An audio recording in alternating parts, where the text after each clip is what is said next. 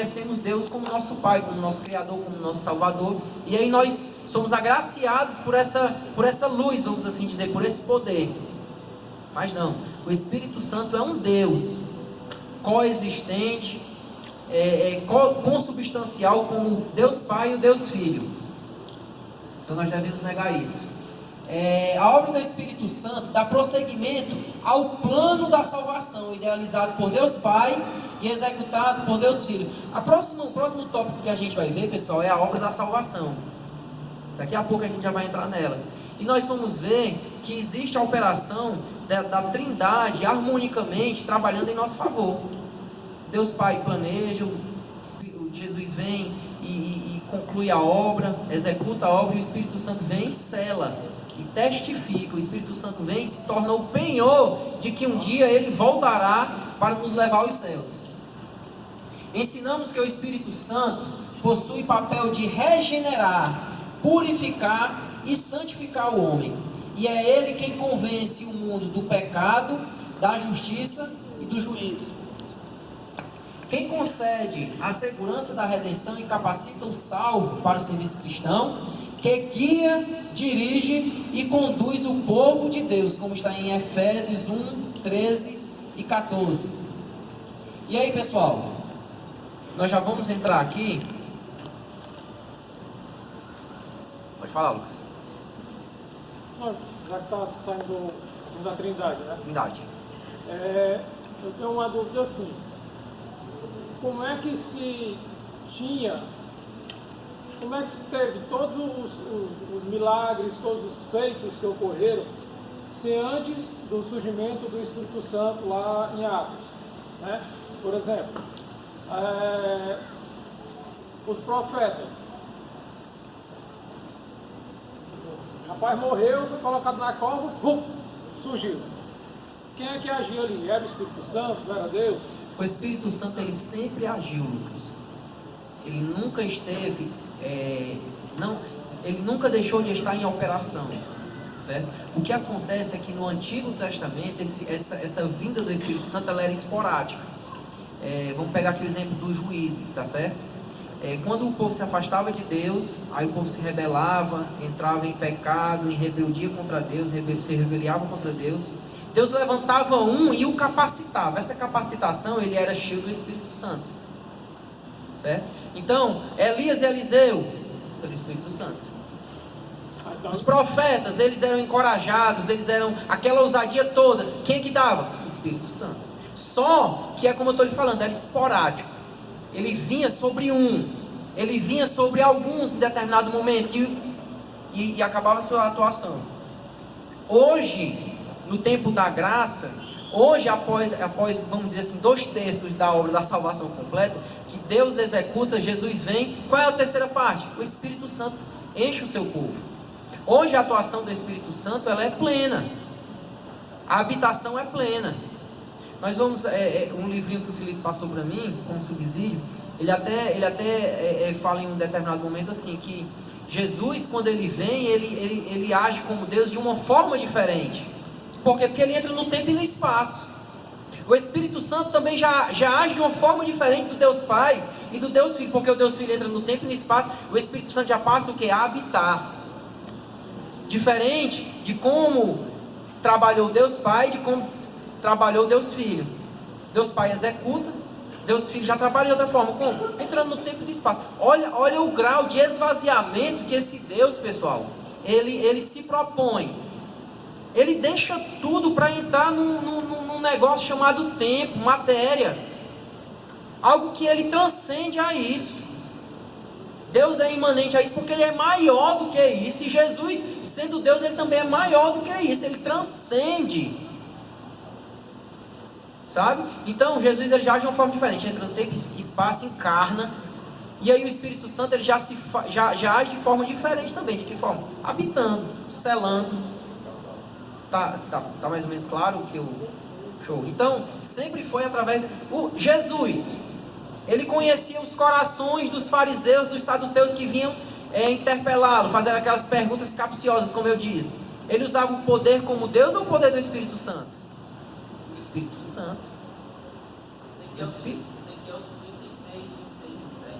Ezequiel. Diga aí que eu aqui replica aqui. Também vos darei o coração novo e porei em vós o espírito novo. Tirarei da vossa carne o coração de pedra e vos darei o coração de carne. Ainda porei em vós o meu espírito. O texto que o Alzir está lendo, também, acho que em Jeremias também vai falar, em que chegará um dia em que as leis do Senhor não serão mais cravadas em tábuas, em pedras, não, elas serão cravadas no coração do homem. E de que forma? Habitação do Espírito Santo, através da habitação do Espírito Santo. Antes, para que o homem soubesse que era pecado, o que é que ele fazia? Olhava para a lei. Opa, se a lei não me condena, eu posso fazer. Opa, se a lei não me diz não, eu posso fazer. Só que hoje, mais além do que a lei, o que é que nos convence? O Espírito Santo. Esse jugo, esse crivo, pronto, melhor dizendo, essa régua de medir, ela está onde? Dentro de nós. Por isso que quando nós vamos fazer algo, pensar algo, falar algo, não precisa olhar para a lei. O próprio Espírito Santo acende a luzinha vermelha. Não faz isso, não toca nisso, não pensa isso, não age assim. E aí é a plenitude, é a consumação, vamos dizer assim, da profecia de Ezequiel e de Jeremias. Oi, Ivan. A gente pode dizer nesse caso, então, que o Espírito Santo, no Antigo Testamento, ele agia dessa forma em pessoas específicas, e depois que Jesus ele não veio da maneira para habitar em nós, por conta que Jesus ainda não tinha sido sacrificado. Não vamos cravar assim não, né, que por conta disso, mas o plano da salvação estava traçado dessa forma. No Antigo Testamento, no período do patriarcal, dos profetas, dos reis, a atuação divina era dessa forma. O Espírito Santo vinha, capacitava alguns homens e se ausentava. Hoje, no tempo da graça, a atuação já é de outra forma. Eu não posso, assim, não sei cravar se é por causa disso, mas quando a gente lê e quando a gente faz a leitura do cenário, o que a gente pode afirmar é isso, que no Antigo Testamento a atuação divina era dessa forma, e hoje no Novo Testamento, para que se cumprisse até as promessas, né, as profecias lá de Jeremias, Ezequiel, dentre outros, a atuação divina é essa. Podemos continuar, pessoal? Então nós encerramos essa parte da Trindade, certo? Mostramos que nosso Deus é um Deus triuno, um Deus com 3 pessoas, em essência é a mesma coisa. Nós vamos falar agora de uma outra doutrina, que é o plano da salvação. O plano da salvação, pessoal, para que a gente possa entendê-lo, a gente precisa falar sobre o homem, sobre o pecado, que foi a queda do homem, e o plano da salvação. Nós vamos ver que Jesus vem para morrer porque houve um dia uma mácula, um pecado, que ele desfigurou todo o projeto divino para a criação. Então o que é que nós podemos começar afirmando? O que é que nós cremos a respeito do plano da salvação?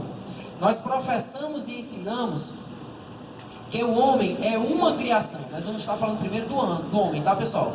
O homem é uma criação de Deus.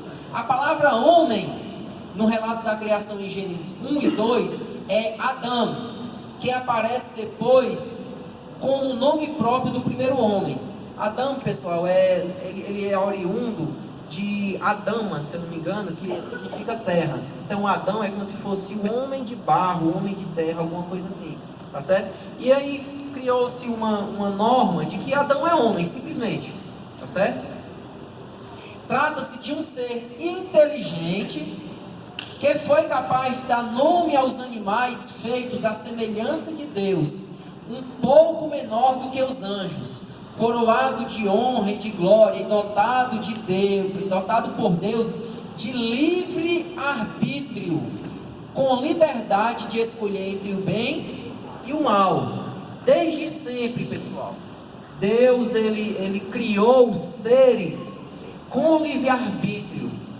Deus não quer seres que o louvem por medo, por temor, porque não querem sofrer a consequência de não reconhecê-lo como Deus. Deus quer que as suas criaturas o amem. É diferente de eu simplesmente ter temor de Deus. Pode ser que inicialmente eu veja Deus e diga, poxa, Preciso ter medo desse ser tão grande e tão poderoso. Mas a minha válvula, o motivo que me locomove até Deus tem que ser amor, gratidão. Reconhecer que Ele é tudo na minha vida, que Ele é meu Criador, Ele é meu Pai. Então Deus, Ele, ao criar o homem, Ele lhe dota de algumas características. Uma delas é a inteligência. Tanto é que Adão não estava lá no Éden, com uma redezinha armada só se balançando, não. Ele tinha atributos, não é nem atributos, ele tinha ofícios, ele tinha trabalho. Um deles dar nome aos animais. Toda aquela criação, vamos dizer assim, inferior, que era a natureza e os outros animais, estava subjugada ao homem. Então ele tinha trabalho. Deus, Ele lhe dotou de livre-arbítrio, escolha. Deus, Ele chega, de tudo tu comerás, menos disso aqui. Deus poderia simplesmente não ter colocado a árvore.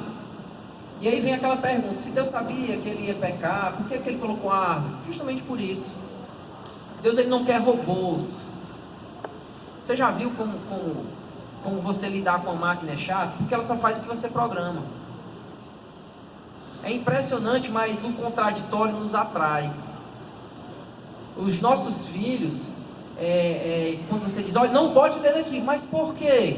Você vai lá, olha, não pode, meu filho, por isso, por isso, por isso. É fácil? Não, não é. A gente aqui na igreja, até eu vou aproveitar aqui uma parte da igreja aqui reunida, na última reunião de diáconos, que alguns aqui sabem que a gente conversou a respeito de pessoas entrarem aqui com pipoca, com refrigerante, biscoito na hora do culto. E a gente conversou entre os diáconos: vamos tentar educar as pessoas a não entrarem. Aí teve um diácono que disse: não, isso é impossível, o povo não vai obedecer não, o povo não vai entender não. Eu digo: irmão, é fácil criar nossos filhos? Não é. Tem hora que eu digo: Sara, não faz isso, Sara, não faz isso, e sempre na mesma coisa. E ela continua fazendo a mesma coisa, até que a uma hora a ficha cai, ela não faz mais. Por quê? Porque ela foi educada. Então Deus, Ele deu essa possibilidade aqui ao homem de escolher entre o bem e o mal, porque Deus não quer robô. Deus quer chegar para Elias: Elias, eu quero que você me ame pelo que eu sou, Elias. Eu não quero que você me ame porque eu posso lhe dar, porque eu posso lhe castigar. Não, eu quero que você olhe para mim e diga assim: poxa, eu amo esse Deus. Eu vou amá-lo em reconhecimento de tudo que Ele fez por mim, simplesmente por ter me criado. Ontem eu cheguei da igreja e fui assistir a última parte do Fantástico. Estava mostrando um prefeito lá de São Paulo que está com câncer, o Bruno Covas, né? E mostrou que o avô dele também faleceu de câncer, e mostrou uma parte da entrevista do avô dele. E ele dizendo que se sentia fortalecido lembrando do avô, porque o avô dele falava assim: como é que eu vou ser ingrato a Deus, eu vou estar triste porque eu já estou doente, se Deus me permitiu nascer? Só a possibilidade dele nascer já é motivo dele se alegrar demais. Eu vendo um pastor que escreveu um livro, que o nome é A Máfia dos Mendigos, e aí na entrevista dele, ele falando assim, que quando ele foi conversar com pessoas que chegaram numa situação muito difícil da vida, o conselho que ela tinha para as pessoas era: as pessoas chegavam e diziam assim: você está assim, você não é infeliz como eu, porque você não perdeu tudo como eu perdi, eu quebrei, todo o meu patrimônio foi embora. Você não entende a minha tristeza, porque minha mulher morreu, meus filhos morreram. Aí ele dizia: mas você tem uma vida toda pela frente, para reconstruir, para refazer. Olha quantas oportunidades Deus está lhe dando. Então nós temos que olhar para Deus, por mais que todo o contexto diga não, e dizer: Senhor, Tu está me dando a oportunidade do recomeço, e muito obrigado por isso, eu vou te amar por isso. Só pela possibilidade do recomeço, eu te amo por isso. Então Deus criou o homem um pouco menor do que os anjos, mas coroado de honra e de glória. E você olha para mim e diz assim: mas Ica, como é que é coroado de honra e de glória? O que é que o homem tem de bom? Meu irmão, só em nós sermos, dentro de toda a criação, diferenciado, já é honra e glória. Quantos dentro da criação tem a inteligência, tem o aspecto moral desenvolvido como nós temos, o intelecto desenvolvido como nós temos? Isso é honra e glória. Nós somos feitos um pouco menor do que os anjos, por quê? Porque eles são espírito. O espírito, ele tem uma capacidade que a matéria não tem. somos um pouco menor, mas mesmo em meio a essa inferioridade aos anjos, nós temos ainda que agradecer a Deus por essa honra e por essa glória. Quem foi que chamou? Oi, Ivan. Você falou sobre essa questão do livre-arbítrio aí, do homem, né, que Deus colocou para a gente, para Adão. Você também citou na questão dele ter essa curiosidade quando ele viu a árvore do bem e do mal. Essa tendência, essa curiosidade, ela não se deu só depois da queda? Não. Senão ele não teria pecado. O que acontece é que veio a tentação. A Bíblia não fala se antes ele foi tentado, se ele não foi, se havia tido alguma outra aflição da tensão ali do pecado. Mas quando a serpente vem, induz Eva, e depois Eva chega para Adão e diz que comeu e nada aconteceu, ali já é toda essa questão que você está falando aí é pré-queda. Não foi simplesmente depois não. Agora a consequência da queda é diferente. O que ele tinha já era a possibilidade, certo? Adão, ele era pleno no sentido de puro. Ele não conhecia a maldade, mas ele sabia que existia. Tanto é que Deus fala que se ele comesse, aí sim, ele conheceria o bem e o mal, né? Ele era pleno no sentido de só conhecer o bem, não tinha pecado. Mas a questão da possibilidade já existia antes dele cair. É isso que você perguntou? Porque, pelo que você explanou para a gente, a curiosidade, ela se deu antes mesmo da queda. Assim? Porque, no meu entender, eu pensava que essa curiosidade, essa tendência para procurar, se deu só depois que ele deu ouvido para a esposa. É a tentação, né? A Bíblia vai contar ali, como eu estou falando, do momento da queda. Nós não podemos ler o que a Bíblia não fala, nas entrelinhas. Então não posso lhe dizer se ele foi tentado antes, se ele sofreu uma aflição de possível pecado. Que eu posso afirmar, está lá no capítulo 3, que naquele momento ele foi tentado e cedeu à tentação, porque tinha o livre-arbítrio de escolher ou não. Se antes ele já tinha isso, assim, como é o termo que tu está usando, a curiosidade, né? Eu acredito que tinha. Eu acredito que tinha no sentido que sempre existia a possibilidade. Não é que ele ficava olhando, como todo dia ficava. Não é isso. Mas já existia a possibilidade mesmo antes da queda. A Bíblia vai narrar em Gênesis 3 o momento da queda. Tá certo? Ô Igor, se eu não me engano, você na aula passada comentou alguma coisa que tem no livro lá no finalzinho da Bíblia, que Adão foi tentado. Para gente, é assim, ele foi tentado, mas não cedeu. Se eu não me engano foi, você tinha comentado até Jesus, né? Ele foi tentado, mas não caiu. O homem ao ser tentado difícil, ele não cai. Oi. Salmo 2, 4 e 5. O que é o homem mortal para quem queremos Deus? O homem para Deus? Contudo, pouco menor do que Deus quiser. E o ódio de homem coroado. Aí está menor que os anjos. Isso aí, em algumas, até na Epístola aos Hebreus a gente falou sobre isso. É muita questão da tradução. Às vezes vem Deus, às vezes vem anjos, mas é mais aceito anjos. Mas até também diz que o homem vai ajudar os anjos. Os caídos, né? Mas, mesmo assim. Depois lá na frente, né? Mas aí ele não especifica, mas fala aí. O homem foi criado à imagem e semelhança de Isso. Deus. E o anjo foi criado à imagem e semelhança de Deus. É outro ponto, bem comentado, Calito.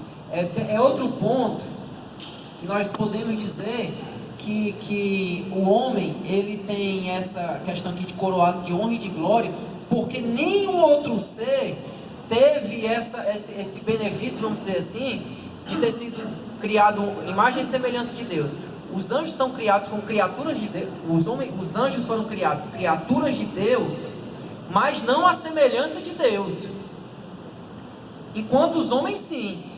É outro aspecto também de nós termos aqui essa questão de honra e de glória. Oi, Cleito. Semelhança de caráter. A semelhança, criado à semelhança de Deus, não são os dois braços, as duas pernas, o olho, a boca, não. É o caráter, a personalidade. Nós vamos ver que os atributos, Deus comunicou alguns atributos ao homem, e esses atributos ficaram aqui guardados, certo? Esses atributos comunicáveis é o que? O senso de moralidade.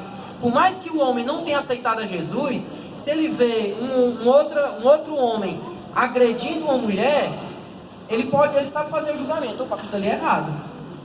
É porque Deus comunicou a ele esse atributo moral. O homem, por mais que ninguém o ensine que é errado roubar, na hora que ele rouba, ele diz: que não é certo fazer isso aqui. Porque Deus comunicou essa moralidade ao homem. Porque é que o filho, sem que a mãe o ensine, ama a mãe.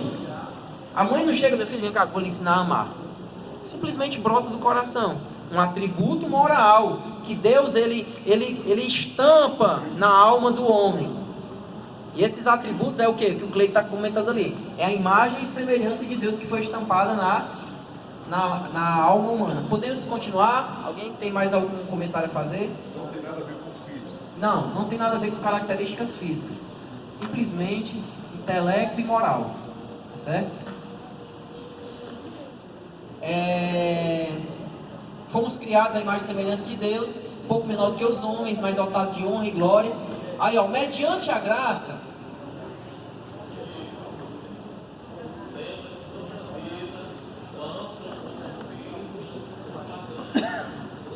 o que o Felipe está falando ali é que no Antigo Testamento existem figuras de linguagem e formas que Deus se manifesta ao homem para que o homem possa entender, se revelar a Deus e muitas vezes o autor da escritura está se fazendo entender. Por exemplo, o braço forte de Deus tirou o povo de dentro do Egito.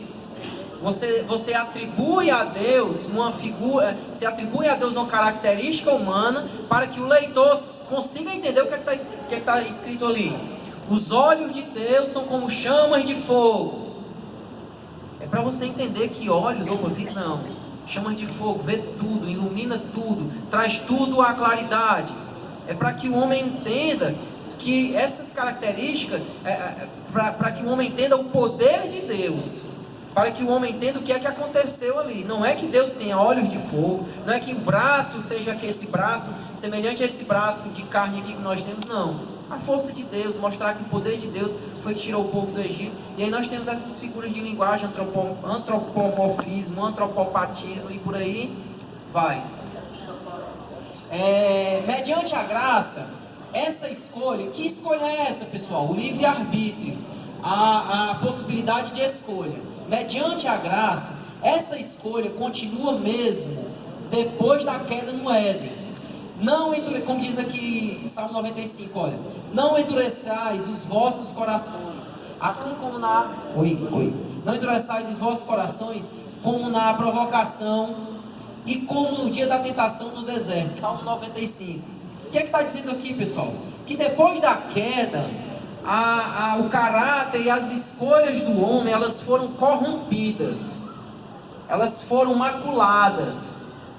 Por isso que nesse instante eu falei brincando, que quando o homem é tentado, dificilmente ele resiste. Porque se você colocar o caminho mal e o caminho do bem para o homem, por incrível que pareça, muitas vezes ele escolhe do mal. Você diz assim, ó: olha, não vai por esse caminho aqui não, que é caminho de perdição. Esse outro caminho aqui parece tortuoso, parece estreito, parece difícil, mas é caminho para a vida. O homem escolhe normalmente esse caminho aqui, dos prazeres, das paixões, do lucro fácil, do sucesso, do triunfo fácil, da conquista. Aí, mas esse outro caminho aqui, da renúncia, do pagar preço no sentido de se esvaziar, de dizer não com orgulho, aí é difícil. Então, por mais que o homem tenha caído no Éden, certo? Nós acreditamos, nós pentecostais, nós arminianos, nós acreditamos que o homem, mediante a graça preveniente, ele tem condições de ouvir a voz de Deus e dizer assim: poxa, eu vou escolher esse caminho, eu vou escolher o chamado de Deus. Por mais que o meu homem aqui interior, por mais que a minha carne ela tenda para o pecado, eu tenho a capacidade de ter um crivo de dizer assim: poxa, pode ser mais difícil, mas é o melhor. Pode ter um pouco mais de nãos no meio dessa caminhada, mas é melhor, tá certo? Então, o livre-arbítrio, o pleno livre-arbítrio, ele foi corrompido, não existe mais. Só quem teve a plenitude desse livre-arbítrio foi Adão e Eva. Nós hoje continuamos com o livre-arbítrio, mas é um livre-arbítrio corrompido, maculado. Onde, mais uma vez eu digo, na maioria das vezes, se o homem for escolher, a maioria das vezes ele tendencia para esse caminho da perdição. E onde é que a gente confirma isso? Um dos textos é Salmo 95. Não endureça os vossos corações, assim como na provocação e como no dia da tentação. Isso quer dizer que eu posso dizer não, eu posso fechar meu coração e dizer não, eu me recuso a ouvir essas verdades e aceitá-las. É opção minha, é escolha minha. Mais uma vez, Israel teve a liberdade de escolha quando foi chamada por Deus. Deus sempre deu uma oportunidade a mais a Israel. Por mais que algumas vezes viesse juízo, após o juízo vinha a redenção. Sempre vinha o escape. Vinha o quê? O profeta vinha e chamava o povo ao arrependimento, vinha e trazia a palavra de julgo, de peso. Aí o povo não se arrependia, vinha o juízo de Deus, mas depois o povo se constrangia, rapaz. E chorava e se arrependia e Deus mandava o refrigério. Podemos afirmar que nenhuma outra criatura foi feita como homem, que é considerado a coroa da criação. Foram criados vários, mas como o irmão Calil bem mencionou, nenhum foi criado à imagem e semelhança de Deus, certo? Por isso que o homem é considerado a coroa da criação. A constituição humana, vou dar só mais esse tópico para a gente ir para o intervalo. A constituição humana, pessoal, entendemos que o ser humano é constituído por 3 substâncias. Lembrando que isso tudo que a gente está falando aqui a respeito do homem é para que a gente lá na frente entenda o plano da salvação. A gente está mostrando aqui primeiro que o homem é formado de quem nós conhecemos por tricotomia, que nós vamos falar agora, que o homem foi criado por Deus, que o homem pecou lá no Éden, e isso corrompeu a sua moralidade, como Deus fez, a sua plenitude moral. E nós vamos ver aqui essa constituição humana. De como o homem foi formado? Por corpo, que é a parte física, que é essa parte material, e a parte invisível, que é alma e espírito. A parte do corpo é bem fácil. Agora essa parte invisível, nós vamos ver que tem uns adendozinhos aí que a gente precisa estar atento. Essa doutrina, esse ensinamento aqui é chamado de tricotomia, certo? Tricotomia. Existe algumas versões, alguns pensamentos que considera que o homem não é tricotômico, e sim dicotômico. Dicotomia é o que? É apenas corpo e alma. Por que, Igor? Porque negam a existência de Deus. Nós vamos ver que a alma é a sede das emoções do homem. Quando o homem se alegra, quando o homem se entristece, quando o homem chora, quando o homem sente medo, quando o homem está empolgado, quando ele está lá depressivo, meio triste. Onde é que está armazenado todos esses sentimentos? Na alma. E o espírito é o quê? O espírito é aquilo que nos liga a Deus. Ícaro, onde é que está a divisão da alma e do espírito? É impossível dividir. Eles estão entrelaçados. O livro de Hebreus vai falar que a palavra de Deus ela é tão eficaz que ela divide juntas e medulas, divide alma e espírito. Só Deus consegue fazer essa divisão e essa distinção. Cientificamente, teologicamente, humanamente, nós somos incapazes de fazer essa distinção.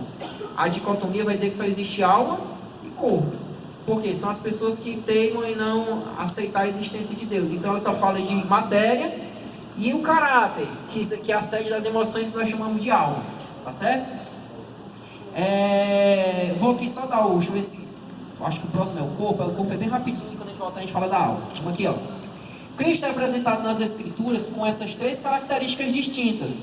1 Tessalonicenses 5:23, Paulo escrevendo àquela igreja de Tessalônica, ele fala assim, todo o vosso espírito e alma e corpo sejam plenamente conservados irrepreensivelmente.